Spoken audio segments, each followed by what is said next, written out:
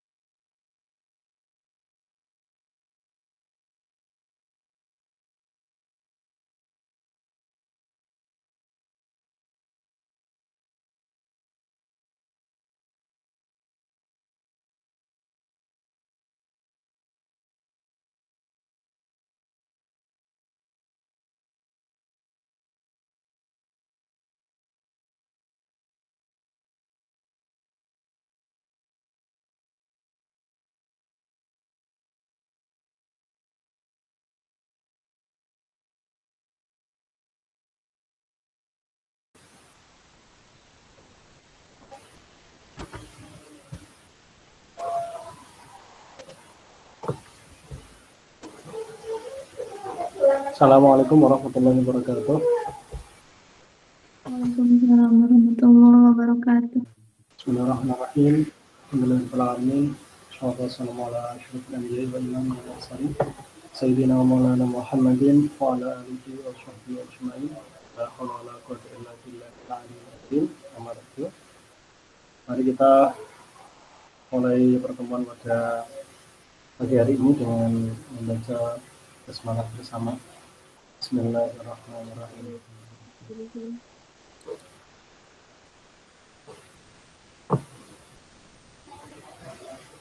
Pada pertemuan hari ini, sebagaimana di outline kuliah, kita akan membahas tentang perkembangan kajian hadis ya, terutama di di timur.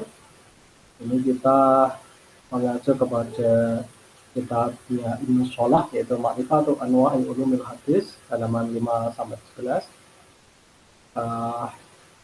Jadi kitab ini adalah kitab yang mengkaji ulumul hadis yang paling standar ya. Sebelumnya kan sudah ada seperti Al-Kifayah fi Ilmi Riwayah, kemudian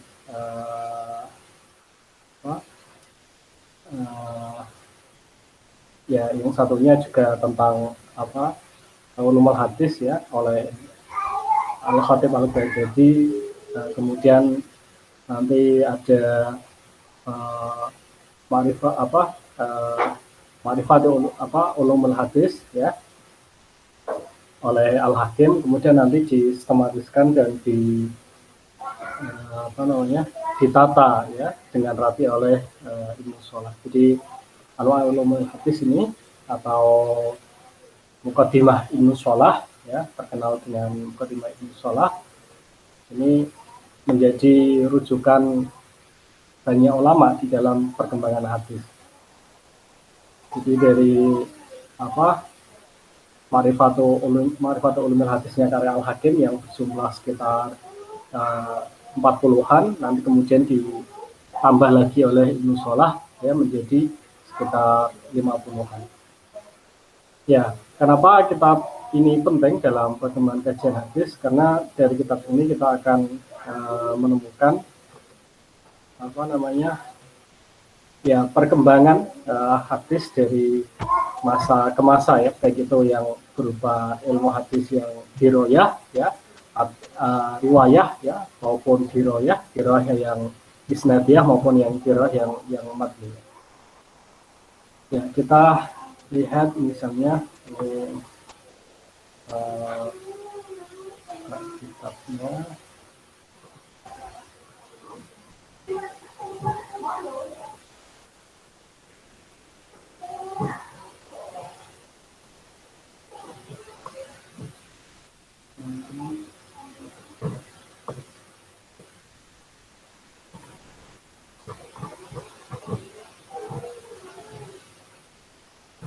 Ya, kita lihat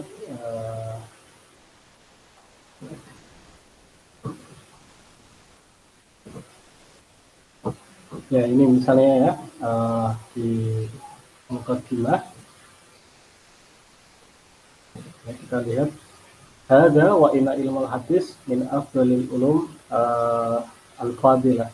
Jadi ini masih terkait dengan apa keutamaan ilmu hadis yang pada waktu itu bersaing dengan ilmu-ilmu lainnya seperti ilmu tafsir ya. Nanti kemudian banyak orang yang seakan-akan itu lupa akan fadilah Al-Quran, sehingga nanti muncul kitab-kitab yang terkait dengan Fadailul Quran ya. Nanti banyak sekali kitab-kitab yang berkaitan dengan keutamaan membaca Fatihah, membaca Al-Baqarah, membaca Ali Imran dan lain sebagainya. Kemudian juga misalnya seperti fikih ini juga menjadi persaingan ya. Maka Ibnu Salah mengatakan bahwa ilmu hadis min afdalil ulum al-fadhilah.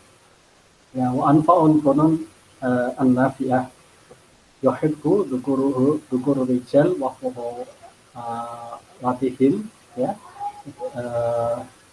Yang menyebutkan tentang para rawi-rawi ya, dan keutamaan ataupun riwayat-riwayatnya. Wa yunabi muhaqqiqul ulama wa kamalatihim. Dan ini diharapkan atau diinginkan oleh banyak ulama ya, banyak ulama wa kamalatihim ya. Seperti wasyanahu kamilin wa kamalah ya. Kamalah itu berarti orang-orang yang sempurna ya. Jadi mereka berlomba-lomba ya untuk mencapai derajat muhaddits. Ya, wa huwa aktsarul wala yukrihu minan nasi ila rudalatuhum wasafilatuhum sama tafsir semua. Wa huwa min aktsaril ulumi tawallujan fi fununiha ya. Yang termasuk ya aktsarul ulum ya, ilmu-ilmu yang banyak ya, tawalujan ini masuk di dalam fan-fan yang ada di dalamnya. Jadi banyak sekali macam-macamnya. La siyama al-fiqhu alladhi huwa insanu ummiha ya, termasuk al-fiqhu. Fiqhu ini bisa dimaknai sebagai ya pemahaman hadis ya, fiqhul hadis, bukan fikih-fikih yang ilmun ya bi ahkamin syar'iyyin ya mukhtasarun min dalilin rasulin, itu bukan, tapi al-fiqhu bermakna pemahaman ya. Nah, maka kemudian ya ini persaingan di sini. Wadzalika kafura qulatul adilina minhu min musannifil fuqaha ya. Nah, karena itu banyak ya musannif fuqaha yang ini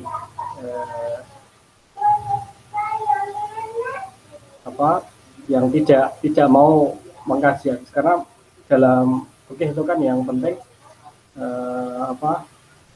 yang penting ada hadisnya ya, entah itu lemah atau tidak, pokoknya yang penting diamalkan.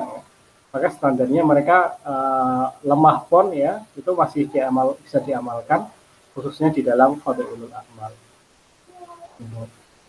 Ya, walakat kana syarah hadis fi mawadhu adiman ya. Kemudian ya kita yang penting-penting ya, ini ma'rifatu anwar nas hadzal ladzi faha fi asrari al-khafiyah wa kashafa an mushkilatil adiyah wa kama ma'akidahu wa qa'ada qawaidahu wa anara ma'alimahu wa bayan ahkamahu wa fassal aksamahu dan lain sebagainya, termasuk wa'uduha usulahu ya, usul hadis wa syarafuru'ahu wa fusulahu wa jama syattata ulumihi wa fawaidihi ya. Semua yang berpencar ya, yang terpisah ya, fragmen-fragmen ilmu hadis itu kemudian disatukan ya di dalam kitab ini, Ma'rifatu Anwa'i Ulumil Hadis atau Muqaddimah Ibnu Salah.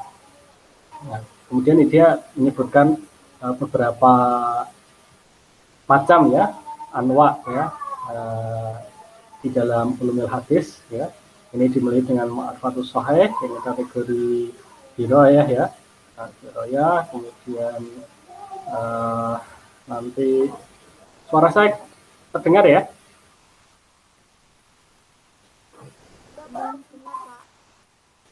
Ya. Terus ini ma'rifatul kitabatil hadis. Kayak itu sama ini. Nah, ini sudah masuk ke dirayah ya, riwayah. Kemudian nanti ini juga masuknya riwayah. Kemudian ini, jadi ada dua ya secara besar. Nah, ini yang perlu digarisbawahi. Wadzalika akhiruha. Jadi yang ke 65 ya berarti ya, sekitar 65. Kalau yang Al-Hakim itu sekitar 40-an atau mungkin 50 ya, tidak sampai 60.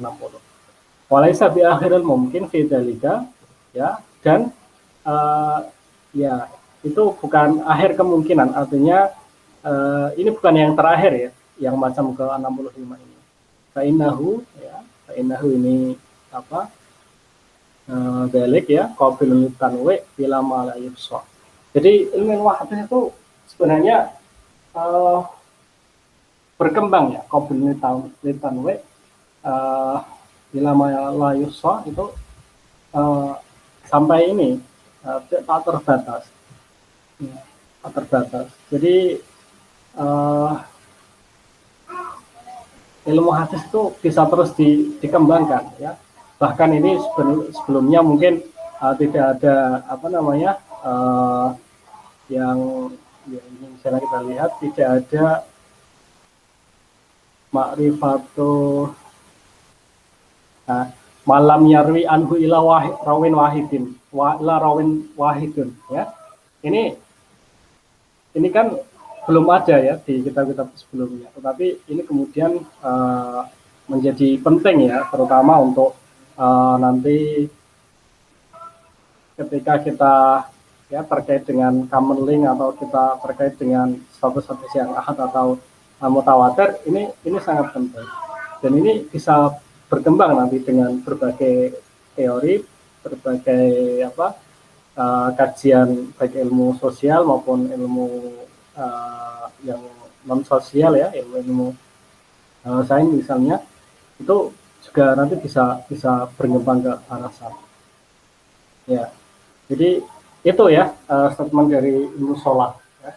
Jadi bahwa kajian hadis ya itu tidak terbatas ya, qabilun litanwi ilama la yusor. Jadi ini 65 ini bisa bertambah ya ke mungkin ke 100 atau mungkin lebih dari itu. Ya.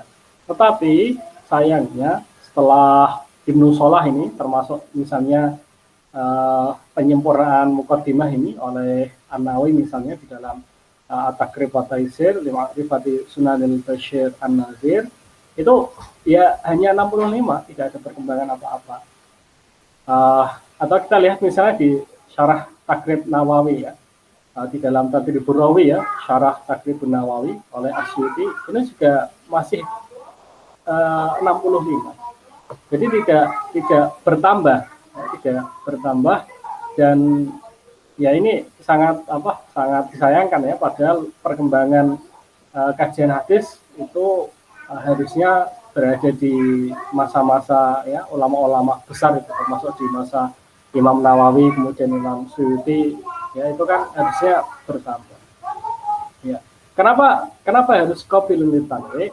Itulah tuh ahwalu ruwatul hadisi wa sifatuhu. Karena ahwalu ruwatul hadis ya, kondisi atau keadaan ya rawi-rawi hadis dan karakteristiknya ini tidak terbatas. Artinya apa? Artinya rawi-rawi itu tidak hanya terbatas di misalnya di al-kamal ya, di asma'i rijal, atau misalnya tidak terbatas di tahdidul kamal di asma'i rijal, atau tidak hanya terbatas misalnya di di tarikhul Islam wa fayatul masyairul a'lam ya, karya Zayati itu tidak terbatas di situ. Tetapi banyak sekali ya, bahkan rawi-rawi yang berada di yang tidak tertulis di dalam kitab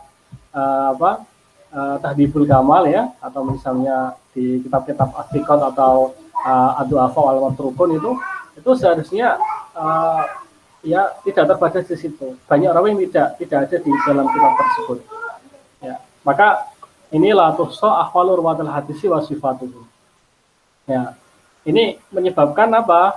Berkembangnya ilmu-ilmu lain ya, misalnya tentang apa misalnya tentang kajian-kajian manuskrip atau makhtutat misalnya. Ya. Seperti di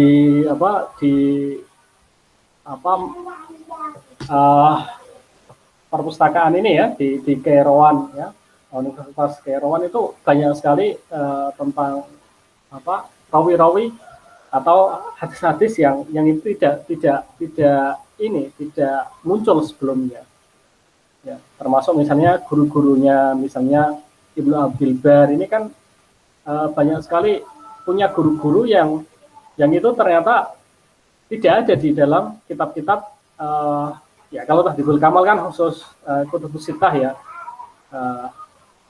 Kemudian misalnya di kitab yang lebih besar, misalnya di Tarikhul Islam ya, atau misalnya di dalam kitab Al-Kamil fi Tarikh karya Ibnu Katsir misalnya. Ibnu Athir ya, atau misalnya di Al-Bidayah wa Nihayah karya Ibnu Katsir misalnya. Ini tidak tertulis di situ ya, padahal banyak sekali hadis-hadis yang diriwayatkan oleh Ibnu Abdul Bar ya, di dalam misalnya kitab Jami' Bayanul Ilmi wa Fadlihi. Ini tentang kitab ini ya, termasuk kajian hadis riwayat ya. Ini banyak sekali di situ guru-gurunya yang tidak terekam di dalam kitab Tarikhul Islam atau Syiar Al-Nubala misalnya, yang populer dalam nama-nama ulama ya misalnya. Nah, terus nanti status hadisnya seperti apa itu? Misalnya apa? Misalnya di dalam Jami' Bayanul Ilmi wa Fadlihi itu ada hadis talabul ilmi faridatun ala kulli muslimin wa muslimatin. Kalau yang versi hadis yang biasanya kita dengarkan sampai wa muslimin, itu ada wa muslimatin. Kemudian utlubul ilma walau bisin, ya itu ada ternyata di dalam kitab Abdul Bar. Nah, guru-gurunya siapa? Guru-gurunya itu yang kita tidak tahu. Karena Abdul Bar kan termasuk ulama besar ya, dia punya kitab At-Tamhid lima fil Muwatta' minal ma'ani wal masanid ya, kemudian juga punya At-Taqasi ya, kemudian banyak kitab-kitab dan pengetahuannya tentang hadis. Kemudian juga misalnya Al-Qadhi Iyad misalnya di dalam Asy-Syifa bi Ta'rifi Huquqil Mustafa, ini tentang sirah. Ini juga banyak ternyata rawi-rawi yang tidak ditemukan di dalam kitab-kitab riwayat. Nah itu, maka kita perlu penelusuran itu, ya, entah lewat manuskrip, lewat pelacakan karya-karya dan lain sebagainya. Nah ini kan di dalam macam 65 ilmu ini kan belum ada. Ya, belum lagi nanti misalnya ya perkembangan kajian-kajian terbaru seperti ya common link, kemudian projecting back ya, yang ditawarkan oleh Winbol dan Shah misalnya ya, atau misalnya Isnad Umatan oleh Motsky, ini kan juga belum masuk gitu. Nah ini juga wala ahwalu mutunil hadis wasifatiha ya, wasifatuha ya. Jadi dan juga kondisi-kondisi matan ya, keadaan matan-matan hadis dan juga karakteristiknya juga tidak terbatas ya. Ini ataunya ke idlatusah ahwalur wala ahwalu mutunil hadis wasifatuha. Ini juga tidak terbatas. Ya, matan-matan hadis itu kan banyak sekali. Maka nanti akhirnya di akhir-akhir itu nanti ada konsep-konsep seperti didapatkan oleh Al-Qarafi misalnya tentang Tasawwufat An-Nabawiyah ya, atau oleh Al-Ghazali ya, atau misalnya oleh Ibnu Qayyim Al-Jauziyah ya, atau misalnya seperti oleh Ibnu Asyur ya, itu kemudian menentukan status hadis ini. Ya. memang hadis itu sah ya, tapi Nabi sebagai apa? Bahwa Kanjeng Nabi itu misalnya menikah lebih dari 4, itu kan sah. Tetapi Nabi sebagai apa? Sebagai siapa? Apakah sebagai syarek ya, syarek majazan kan? Kalau yang hakikatan kan syarek itu kan Allah. Kenapa kemudian tiap orang boleh menikah lebih dari 4 orang? Atau misalnya bolehkah tiap orang itu melakukan nikah lebih dari 1 orang? Karena Kanjeng Nabi kan nikahnya lebih dari 1 orang ya, dengan Khadijah ya, dengan Aisyah dan Zainab ya, Maratul Ikhtiar dan lain sebagainya. Apakah tiap orang boleh melakukan itu? Kalau boleh, syaratnya apa? Apakah syaratnya harus menikah di umur 25 ya, harus menikah pertama kali dengan janda ya, yang kaya raya? Apakah seperti itu atau bagaimana? Nanti kita lihat Nabi itu perannya sebagai apa ya, atau surufat anak Mama min halatin minha ya, minha ini ahwalur ruh atau ahwalun wala sifatun ya, illa wahya bisa terjadi antufroda bidzikri wa ahliha ya. Jadi ini harus terus dikaji ya faidah ya naun arahyalihi walikin naru nasobun min ghairi alifi. Jadi ini tidak terbatas ya, tidak statis tapi dinamis. Kenapa seperti itu? Ya kita lihat misalnya ya, ini kita sudah ya di kajian Ibnu Shalah ini. Nah, kita lihat kenapa bisa seperti itu. Kita lihat misalnya di kitabnya Ibnu Rushd ya, tentang kenapa latuh so ahwalur ruh wala mutunul hadis.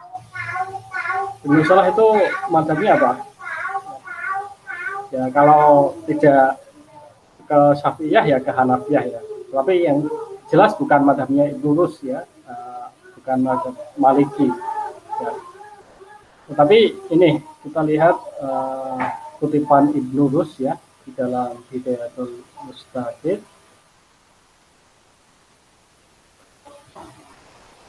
Kita lihat misalnya ya ini Hidayatul Mustahid wa Nihayatul Muqtasid, ini di Samelah ya, ya sama dengan versi yang cetakan ya, termasuk nanti ke mata-mata yang lainnya. Misalnya ini kutipan Ibnu Rushd ya, ini bukan Ibnu Rushd yang mengatakan, tetapi ini Ibnu Rushd mengutip waqala ahlu dohir ya, dohiriyah ini termasuk Ibnu Hazm itu dalam kitabnya Al-Muhalla, atau misalnya dalam kitab-kitab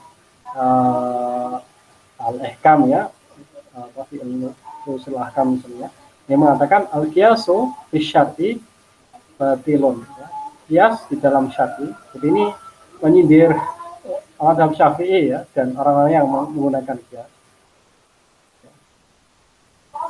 Wa ma sakata anhu syari' fala hukmalah. Nah, maka apa yang tidak dikatakan oleh syari' ya, Gusti Allah atau Kanjeng Nabi ya, fala hukmalahu.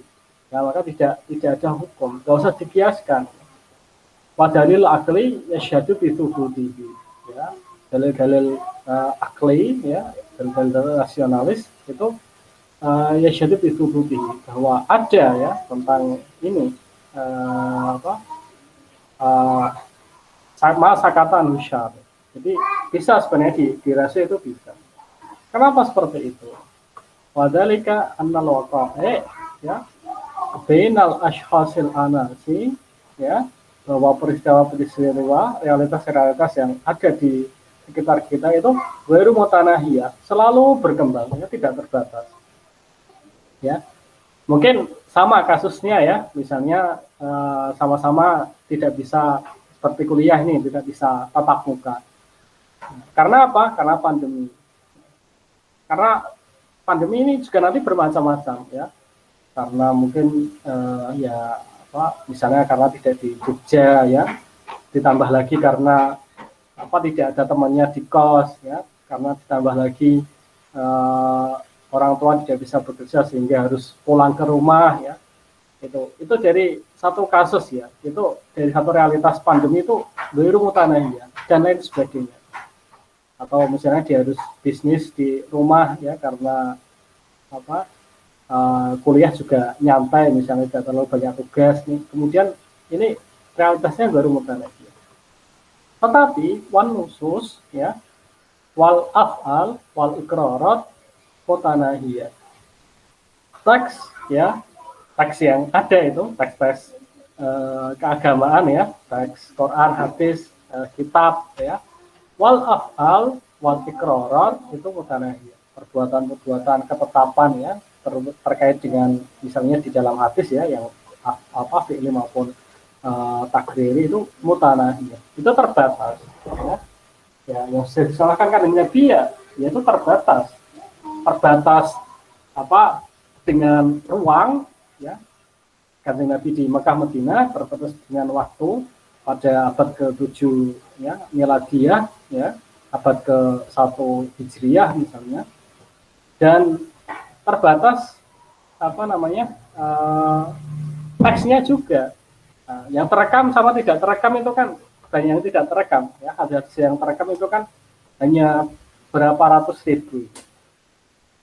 Ya banyak jutaan ya. Al-Hakim itu kan yang sudah jutaan hafalannya. Tetapi kan banyak yang berulang, banyak yang intinya sama ya. Nah, inamal amalu bin niyah yang satu inamal amalu bin niyat ya dengan apa jamak muannas salim. Nah, jadi mutanahiyah. Nah, kemudian bagaimana? Wa muhalun ayyuqabala ma la yatanaha bima yatanaha. Loh, realitas yang tadi ghairu mutanahiyah kok ini dibatasi ya ayyuqabala ayyuhaddada ya. Bima ya tanah ya. Realitas yang ghairu mutanahiyah kok dibatasi dengan nusus afal iqrarat ya mutanahiyah. Nah, ini kan nanti tidak cocok. Jadi harus berkembang ya tentang ini dalil-dalil akli ini harus berkembang. Ya. Dengan apa ya? Ya dengan banyak cara ya. Apalagi kalau dulu misalnya memakai terbatas dengan balaghah ya, jadi apa ma'ani bayan bade ya, atau dengan misalnya dengan lughah ya, dengan permainan kata ya, itu terbatas di situ. Nah, sekarang kita kan banyak sekali untuk bagaimana ya menggunakan teks sebagai basis apa namanya kajian kita, tetapi kita kembangkan kepada realitas yang ada di sekitar kita. Maka nanti muncul misalnya yang sedang dipopulerkan oleh Jogja ini kan termasuk living hadis ya. Nah, kemudian juga kajian-kajian digital. Kajian digital ini kan realitas ya, yang ghairu mutanahiyah. Digitalnya satu, tetapi dia ghairu mutanahiyah. Digital di dalam medsos, di dalam web, di dalam aplikasi perpesanan ya, di dalam apalagi misalnya di dalam ya, video ya, YouTube dakwah itu kan itu juga tidak terbatas. Belum lagi nanti di dalam situ banyak macam-macam orang ya, ada yang seperti itu Islam perkotaan, Islam pedesaan, ada yang Islam yang yang moderat, ada yang tidak moderat dan lain sebagainya. Maka itulah perlunya nanti sebagaimana dikatakan siapa tadi Ibnu Shalah ya, bahwa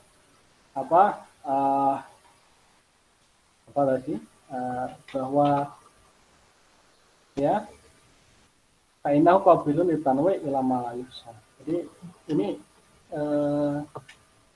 harus terus berkembang ya, harus terus berkembang ya. Walakinana nasukun menjadi. Nah, tetapi realitasnya bagaimana kita lihat bahwa kajian-kajian hadis itu ternyata memang tidak berkembang ya, apalagi ya di luar lingkungan perguruan tinggi ya, itu kan hanya itu saja. Contoh misalnya mutlak muqayyad ya misalnya, ya itu saja. Nasih manusia ya itu saja. Ya mungkin konsistensi contoh itu mungkin membantu, tapi kan untuk wacana, untuk pengembangan keilmuan itu tidak cukup ya, hanya satu contoh yang lain tidak disebutkan ya, atau mungkin juga yaitu karena kesulitan mencari atau ya, banyak faktor ya. Tetapi oleh ulama-ulama kontemporer juga ya sama ya, contohnya itu saja ya. Kita misalnya di usul fikih ya, misalnya di dalam al-umma atau misalnya di dalam lubul usul ya, atau bahkan di dalam kitab kontemporer seperti Abdullah Khalaf itu kan ya, contohnya itu saja ya. Tidak ada contoh yang lain. Nah, akhirnya menganggap bahwa kajian-kajian dulu itu terbatas dan sudah final. Karena sudah seperti itu. Nah, ini kita lihat di dalam kitab lain ya. Saya tidak tahu di kitab selain kitab ini ada atau tidak ya. Ini saya lihat di dalam Gomzu Unul Basair di Syarhil Asbahan Nadhair. Asbahan Nadhairnya Hanafi ya, karya siapa ini? Ini syarahnya ya, syarahnya karya Al-Hamawi. Jadi bahwa dulu itu ada semacam apa namanya? Semacam doktrin ya. Aidatun ya, al-ulum musalafah ya. Qala ba'dul masyayikh al-ulum salafah, ilmun nadija wa mahtaraka. Jadi ilmu yang sudah matang dan sudah taraka itu ya terbakar ya, yang sudah istilahnya sudah solid, sudah baku. Ya. Apa yaitu ilmu nahwi wal usul. Ini banyak beredar di dalam kajian-kajian kitab-kitab itu biasanya kadang ini yang dibaca. Ya. Kenapa? Lianna huma wa in tuwinat qawaidul mawhurirat, ya, walaupun dua kaidah nahwu usul itu sudah dibukukan ya, sudah ditahrir ya, sudah diperbaiki, lakin lam akif alama mustundita minal furuq ya, ya, jadi ini ya sudah selesai ya. Ya, ala ghayatin balik kalah fa'imatuhuma ihuma ya. Saya dari kalimat ta'amala di kutubil usuli wal arif. Jadi dia sudah paten ya, tidak ada tidak ada perkembangan apapun.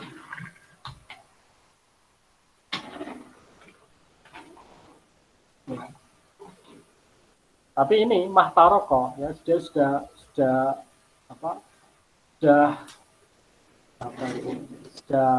nadija ya, sudah matang, tetapi tadi ya mahtaroko ya, belum baku ya. Kalau yang baku nanti yang terakhir, jadi belum nadija ya, tetapi sudah nadija tetapi mahtaroko. Ya, wa itu mau harat lakin lam akif ya alama stundita min huma minal furu' ala ghaya. Jadi terus berkembang furu'-furu'nya itu. Nah, usul nahwu itu kan terus berkembang. Tetapi juga ternyata ya hanya sampai ke ya ulama-ulama dulu ya. Sekarang kan tidak berkembang. Ini meninggal tahun berapa ini? Al-Hamawi 1098 ya, abad ke-11.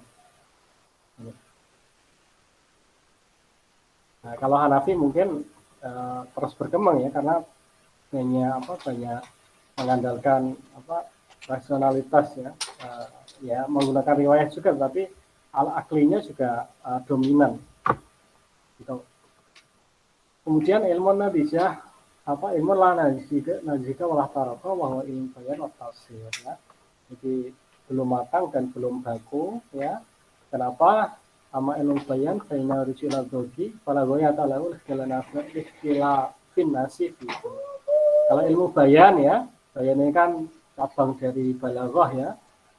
Karena tidak terbatas ya, baina rijil al-dogi fala goya ta'ala. Karena ini kembali kepada perasaan manusia itu kan tidak terbatas ya dan berbeda-beda ya. Jadi seni sastra ya itu tidak ini ada jauh para wa amal tafsir fa inna la yatalahu yuqafu alaihi ya. Ini juga seperti bayan ya juga tidak terbatas. Id maudu'uhu fahmu muradillahi ta'ala min haitsul ma'ani wa wujul ijaz wa maudu'ul munasabat wa ghairu dzalika mimma la yuhitu bi illa alamu. Termasuk Quran ini kan juga tidak terbatas ya. Nanti dilihat dari perspektif fikih, dari perspektif tasawuf, dari perspektif bahasa dan sebagainya itu tidak terbatas. Nah, yang terakhir ini ilmu natijah wahtaroko ya, ini sudah matang ya, sudah selesai wahtaroko dan sudah baku bahwa ilmu fikih wal hadis.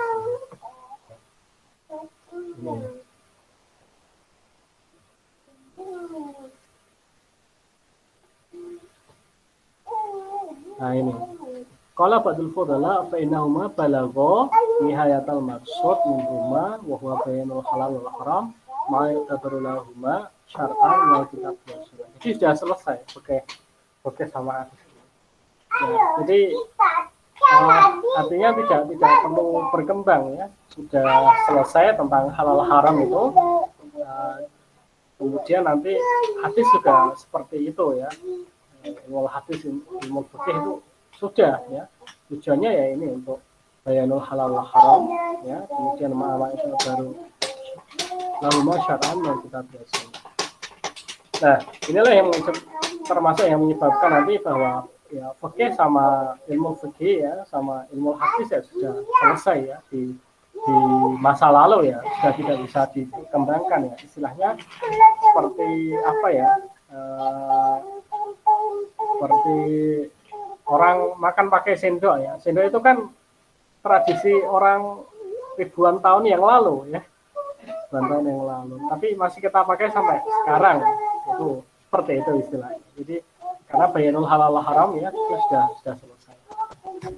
Padahal di dalam perkembangan ilmu ya, di dalam darah perkembangan keilmuan itu semua ilmu itu selalu berkembang ya, ilmu apapun. Kita melihat misalnya filsafat ya, filsafat itu kan berasal dari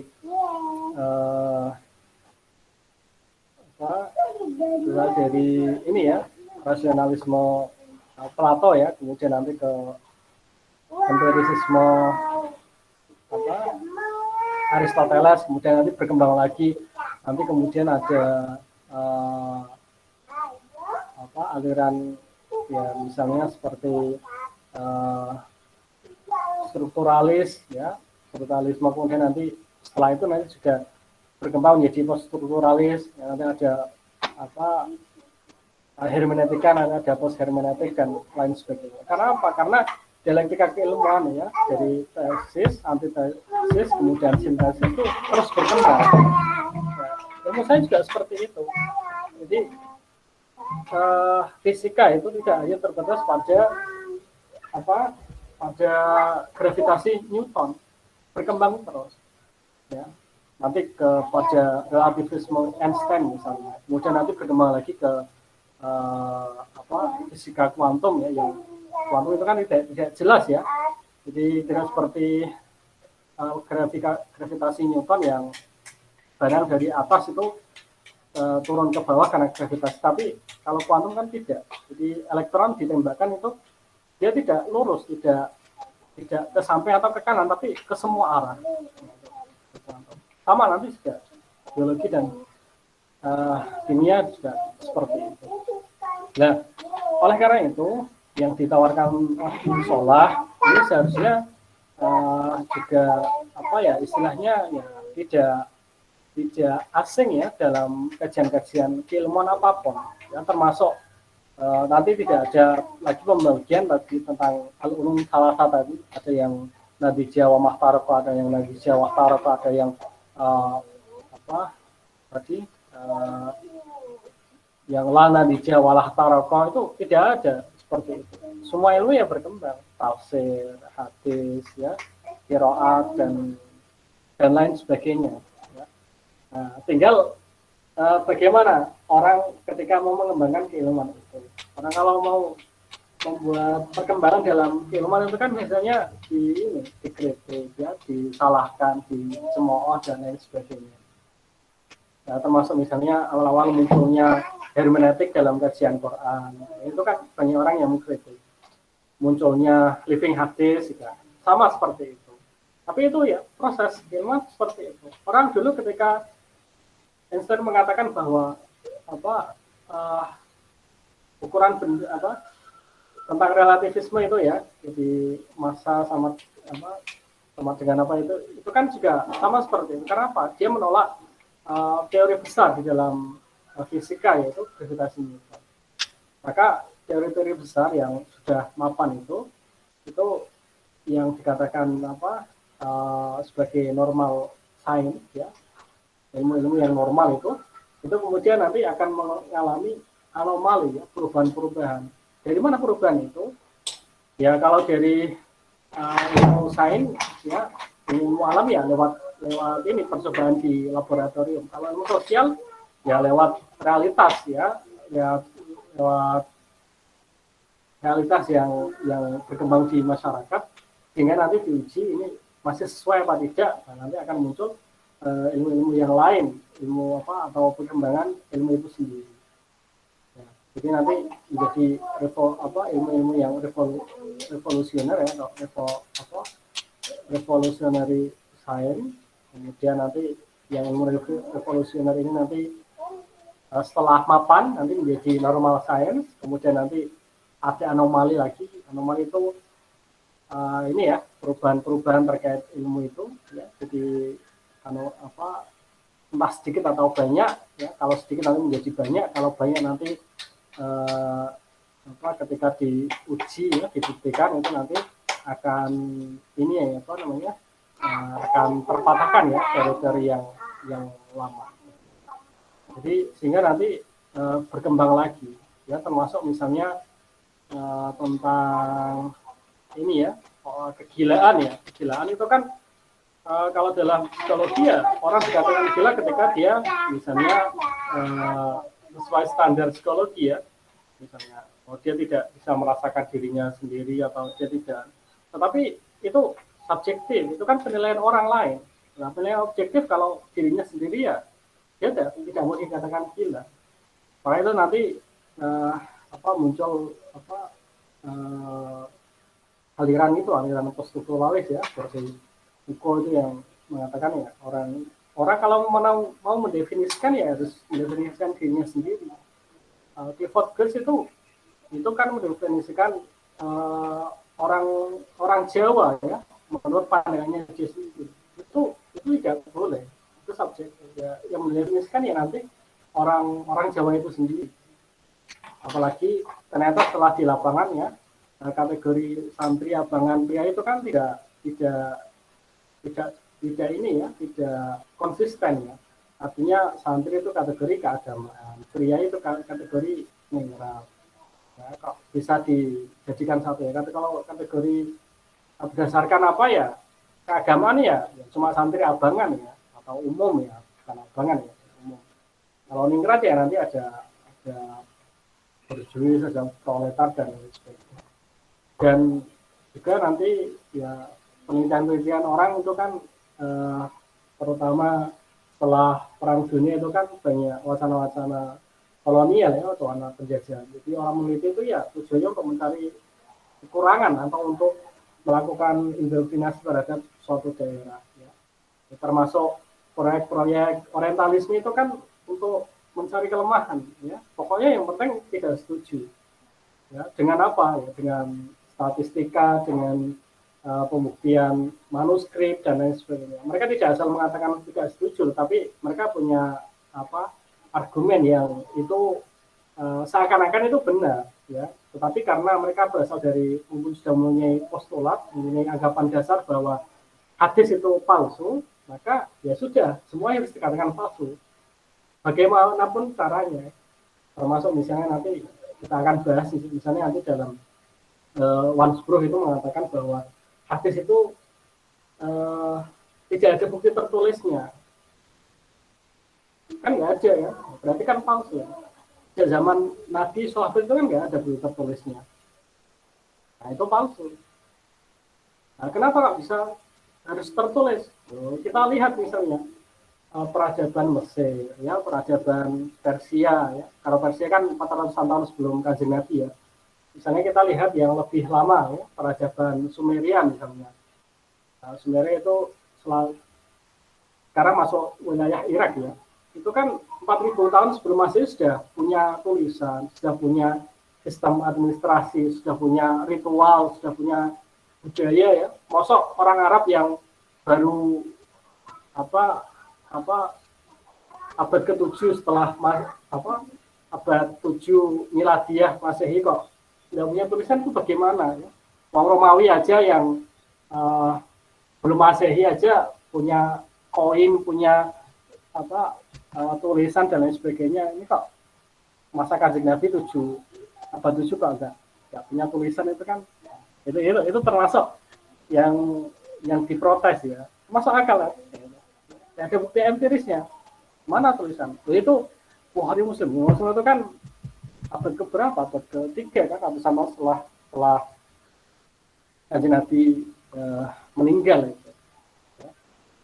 Kalau orang mau melacak misalnya Sumeria itu rajanya siapa saja, tradisinya apa, bukti arkeologisnya itu apa, ada candinya, ada kerajaannya enggak? Nah, itu mereka ke sana ya. Nah, termasuk misalnya kerajaan Demak itu mana kerajaannya? Ya ada. Jadi orang kalau mau mencari ke Demak itu nggak ada kerajaannya. Berarti kan fiktif itu Demak.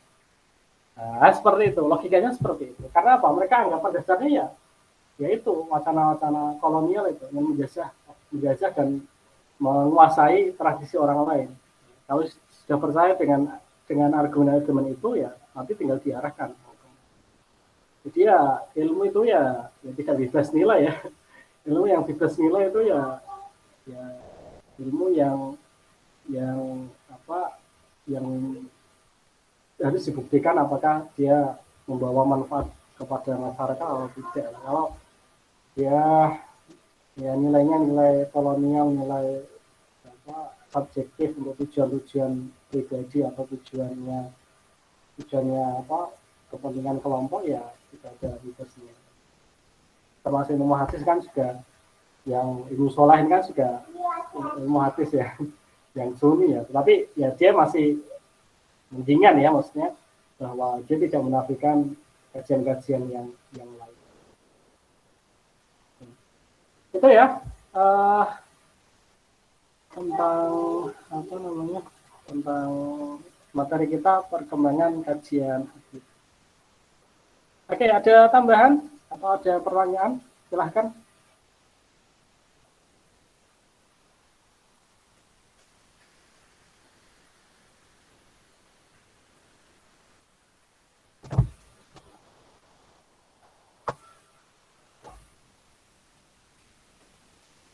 Ya, perkembangan kajian hadis di Timur ya secara ideal ya harusnya berkembang ya.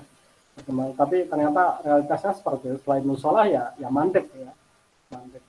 Kenapa mandek? Ya banyak faktor ya. Faktor karena mungkin ya menganggap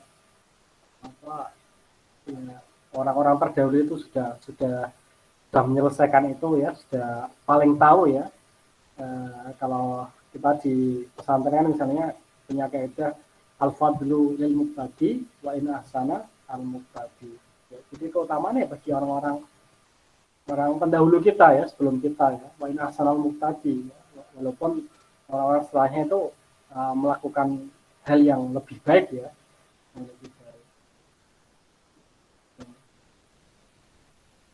Kalau misalnya dalam Alfiyah dikatakan bahwa bisa bin fahaisun tahbila mustajibun tanahiyal jami. Walaupun ini Alfiyah saya Ibnu Malik bagus ya, paikatan Alfiyah Ibnu Mufti, tapi bahwa bisa bin haisun tahbila, karena yang Ibnu Mufti sudah mengatakan dasar-dasar itu, Ibnu Malik ya tinggal ini menata ya, oh ini kurang pas baiknya, oh ini harusnya di bab ini tak pindah ke sini ya. hanya itu, menggeser-geser saja. Pondasinya, bangunannya yang membangun ya orang-orang terbaik.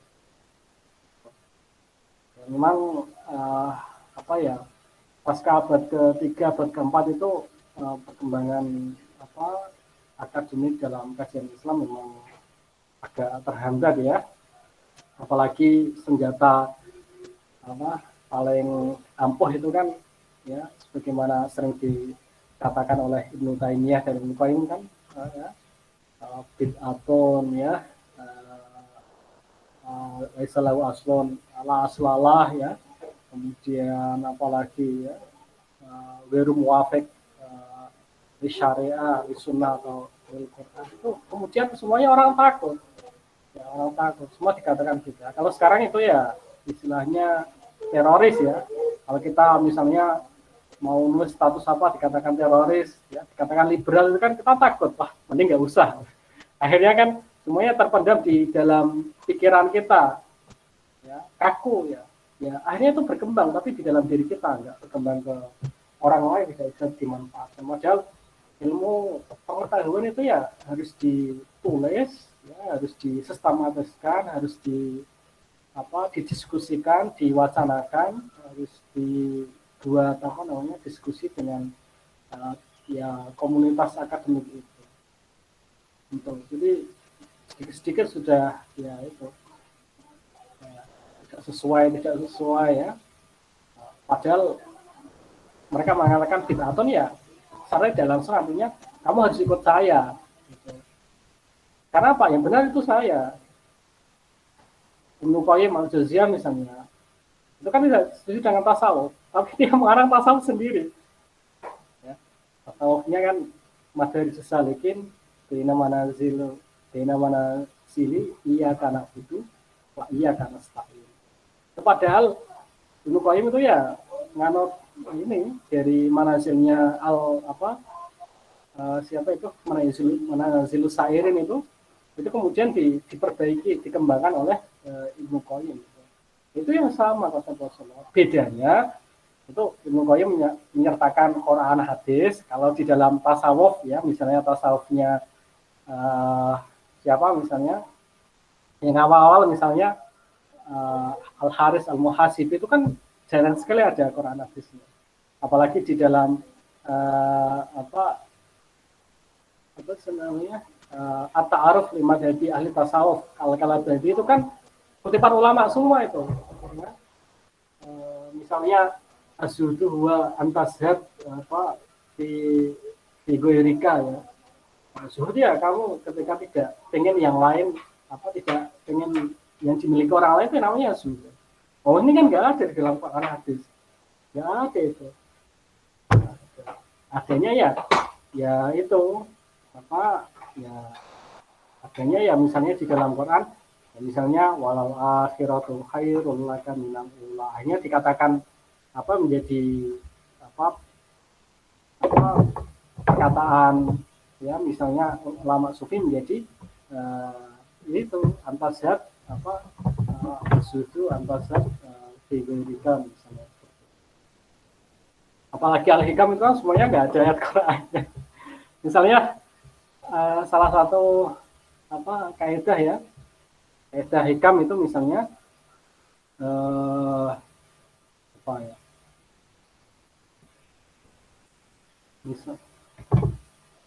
misalnya man asyrakat bidayatuhu asyrakat nihayatuhu. Jadi orang yang permulaannya itu sudah bersinar ya, misalnya dia ketika di dalam mendaki tasawuf ya, dalam membersihkan diri itu pada awalnya sudah benar niatnya, tidak karena lain, tidak karena pengen cari popularitas ya misalnya, atau misalnya bangun pondok itu tidak karena cari popularitas, tidak cari santri, tidak cari pengaruh, itu kan sudah asyrakat ya bidayatuhu, maka asyrakat nihayatuhu, maka nanti akhirnya di masa akhir dia akan asyrakat juga. Itu kan nggak ada di dalam Quran. Di hadis juga nggak ada. Ya ada di hadis ya inamal amalu binniyat ya, semua amal itu harus ditata. Ya bedanya hanya itu.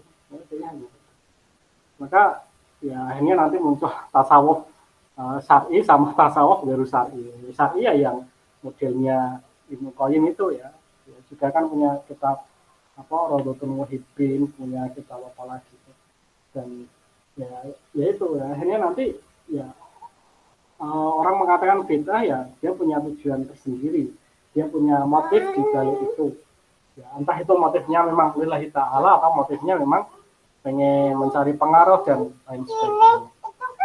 Padahal kita misalnya dalam kajian-kajian filsafat kan nggak ada orang mengatakan itu bid'ah, itu nggak ada. Kalau misalnya dia setuju dengan rasionalisme ya harus dia punya konsep lain, apa misalnya ya, Aristoteles itu misalnya punya konsep empirisisme. Nah, semuanya itu nggak rasional, nggak bisa hanya di dalam apa, di dalam alam pikiran saja, tapi harus diverifikasi ke apa namanya, ke panca indera ya. Maka dia melakukan misalnya ke hutan kan mencari ini benar atau tidak, yang namanya burung itu seperti yang dibayangkan kita atau tidak gitu. Dan seperti itu. Kalau orang tidak punya strukturalis ya tentang apa misalnya struktur bahasa, struktur sosial, ya sudah Kak, ya dia akhirnya bangun pada poststrukturalis ya, bahwa semuanya itu tidak harus struktural, tidak harus fungsional, semuanya itu ternyata bebas ya, tidak terbatas. Memang beberapa hal ya, terutama dalam tradisi kolonial kan semuanya kan terstruktur ya, ini harus itu ya, termasuk administrasi kan itu harus struktural ya. Tetapi ada yang memang tidak struktural ya. Pondok-pondok yang masih salaf sekali itu kan mereka nggak mau ini namanya bantuan pemerintah, karena kalau dibantu nanti harus ikut pemerintah ya, dan mereka ya tidak mau kaya, tidak mau bangunan yang megah, penting kalau orang mau mondok ya belajar ya sudah mau ikut ya, itu kan termasuk fenomena, dan itu apa akhirnya menolak klaim itu bahwa semuanya harus seperti itu, harus struktural ya.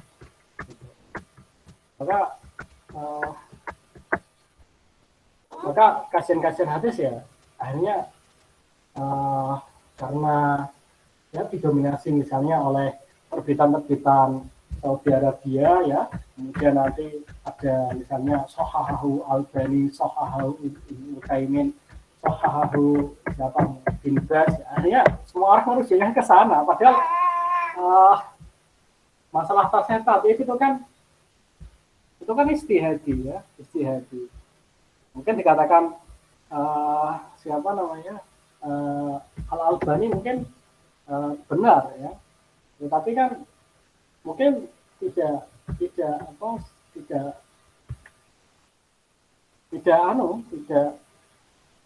semuanya sepakat. Seakan-akan kalau sudah Al-Albani berarti ya ini paling sahih ya, padahal sudah tafsir tadi itu kan istihadi ya, bisa salah, bisa benar, bisa semua orang itu setuju, bisa orang tidak semua setuju ya, bisa semuanya memakai metode yang sama tapi hasilnya berbeda ya, sama-sama pakai tahdidul kamal tapi juga nanti hasilnya juga bisa berbeda ya. Apalagi misalnya Ibnu Hajar itu kan dalam tahdidul tahdid maupun tahdidul tahdid kan itu juga ada banyak perbedaan ya. Apalagi takrib ya, takrib tahdid itu kan hanya satu penilaiannya Ibnu Hajar. Kalau tahdid masih ada 1-2 penilaian ulama lain, kita bisa verifikasi dan membandingkan. Oke, ada tambahan atau pertanyaan? Kalau tidak ada berarti mulai minggu depan ya kita membahas pembelaan atas kitab Sahih Bukhari ya. Kitabnya Talibut Ta'liq ala Sahih Bukhari. Ini kita membaca mukadimahnya sih sebenarnya sudah cukup, tetapi kalau mau ditambah dengan penjelasan dari jurnal maupun buku-buku yang lain ya tidak masalah.